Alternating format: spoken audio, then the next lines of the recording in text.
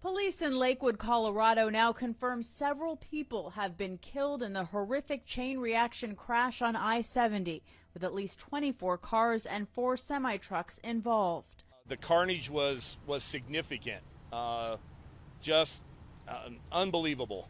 Police have identified the driver of the semi they say caused the crash as Rogel Aguilera Medeiros of Texas. All right, so some of y'all may remember that deadly pileup back in 2019 in Colorado. I don't remember where I was, but I do remember hearing about it. So let's fast forward 2 years later, December 19th, and I'm gonna read these charges as follows. He was found guilty on 27 charges, including 4 counts of vehicular homicide, 6 counts of first-degree assault, 10 counts of attempt to commit assault in the first degree, extreme indifference, 2 counts of vehicular assault, reckless, 1 count of reckless driving, and 4 counts of careless driving causing death. He was found not guilty on 15 counts of criminal attempt to commit assault in the first degree, and he pled not guilty on 41 charges, arguing mechanical failure was to blame for the crash. So they sentenced this man 110 years, which I mean, I knew he was gonna get a lengthy sentence, but I didn't think they was gonna do him like that. 110 years. I mean, this is just my opinion. That seems a little extreme. So in a way, he got what he deserved, because prior to him slamming into stop traffic, he was doomed before he even got to the bottom of the mountain.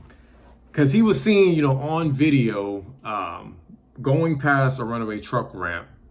And let me just set the scene, because I've gone down I-70 numerous times back when I drove over the road. I-70, that particular stretch, there's a lot of downgrades. It's very twisty, windy, curvy, however you want to put it. And it's one of those stretches you really got to be paying attention, and you got to be on point. You got to be reading the signs. So he was supposed to be doing 45, and I assume in the right lane. You got to be taking your time. You got to make sure you're not wearing out your brakes. He could have been using his Jake brake. Now, he said mechanical failure. I mean, I don't really buy that. I mean, because he was doing 85 now. What didn't help his case is the fact that he was seen on video going past the runaway truck ramp, and he was already out of control. So my question is, why was his ass not on that runaway ramp? Because had he gone down that ramp, none of this would have happened. Those 24 passenger vehicles and those 4 semi-trucks would not have gotten hit and caught on fire. This all would have been avoided. Now, of course, had he gone down the ramp, of course, he might have got injured, damaged the truck. But I mean, I would rather that than kill innocent people and face prison time. Worst case, you damage your truck and you catch some tickets maybe, but prison time, nah. I think, maybe he was a new driver. Maybe he was afraid to go down that runaway ramp. Maybe he panicked. But I mean, I'm pretty sure that wasn't his first time going down a mountain, I feel like he should have prepared himself, because they warn you about these downgrades. They warn you about the curves, And I mean, he should have done what was comfortable for him. Just because it says 45, that don't mean you should go 45. Do what's comfortable for you. If you got to go 15 down that downgrade, then so be it.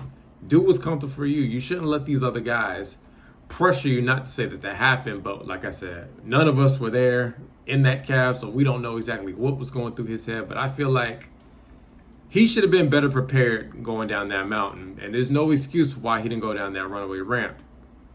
Now, of course, when he got down to the bottom, he slammed into all those vehicles because traffic was, slowed.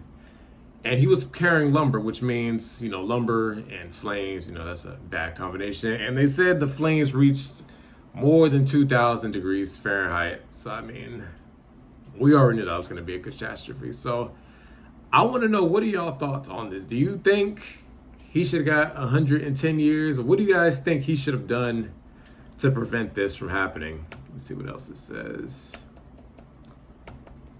And of course, he said he's not a murderer, but I mean, you killed somebody, so I mean, you kind of are. Let's see what else it says. And my other question is, why was he in the middle lane? When you're going down these downgrades And especially going down these steep curves, you should be in that right lane. You know, especially if you're out of control. If you're out of control, there's no reason why you should have been in that middle lane. He should have been in that right lane. I'm lost at words with this. You know, let me know what y'all think. What do y'all think? Do y'all think he should have got 110 years? Do you think he should have pulled over maybe if he wasn't prepared? What do y'all think he should have done?